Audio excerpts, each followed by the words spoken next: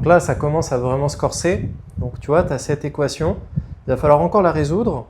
Donc je répète les propriétés. Donc bon, là, il n'y a pas de quotient nul. Par contre, équation produit nul, si a fois b égale 0, ça équivaut à dire que a égale 0 ou b égale 0.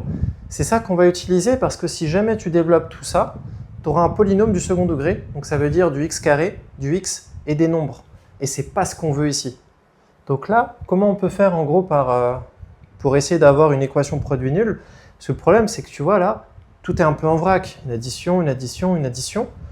Donc si tu as bien écouté ce que j'ai dit, en général, quand on est bloqué pour faire une équation, il faut utiliser la factorisation. Et donc là, il faut se dire, mais quelle factorisation pourrait nous aider?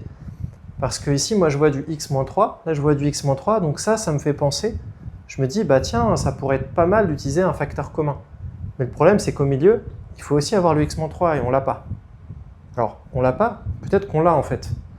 Tu vois là, le x carré moins 9, ça doit te faire penser à quelque chose, ça, ce x carré moins 9.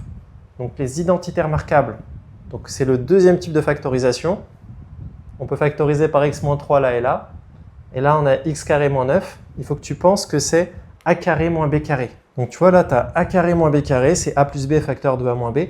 Donc x carré moins 9, c'est comme x carré moins 3 au carré. Si tu as compris ça, tu vas pouvoir le factoriser en x moins 3 facteur de x plus 3. Et donc tu auras bien du x moins 3 aussi au milieu.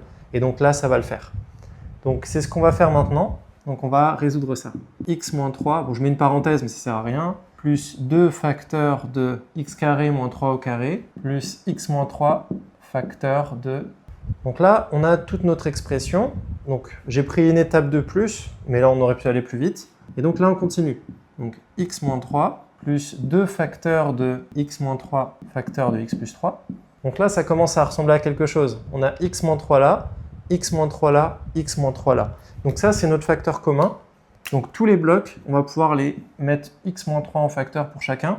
Et attention, quand il n'y a rien écrit devant le x-3, donc des fois les élèves me disent, bah, il n'y a rien devant, c'est comme si c'était 0. Non, il y a une fois x-3 et qu'on va faire le facteur commun. Donc c'est parti.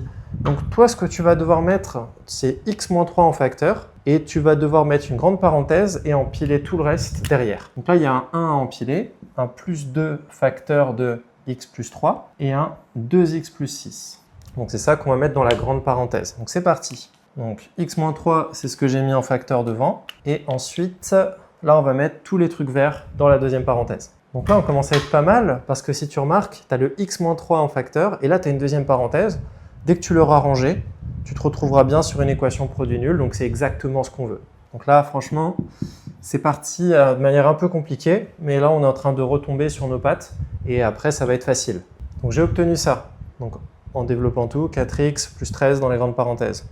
Donc maintenant, une fois qu'on est là, on est vraiment pas mal. On a juste à faire une équation produit nul. Donc c'est juste résoudre chaque parenthèse séparément égale 0 et après, on a fini. Donc là, on a nos solutions. X égale 3, x égale moins 13 quarts en décomposant chacune séparément. Et n'oublie pas à la fin le grand S avec les solutions. Comme ça, tu as pris ton petit demi-point et donc c'est parfait. Donc ça commence, tu vois, à être pas mal d'étapes. Hein. Donc ça se corse un peu.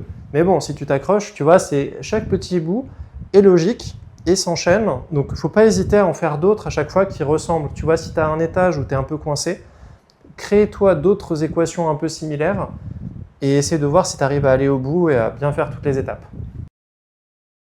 Allez, abonne-toi et on se retrouve dans la prochaine vidéo.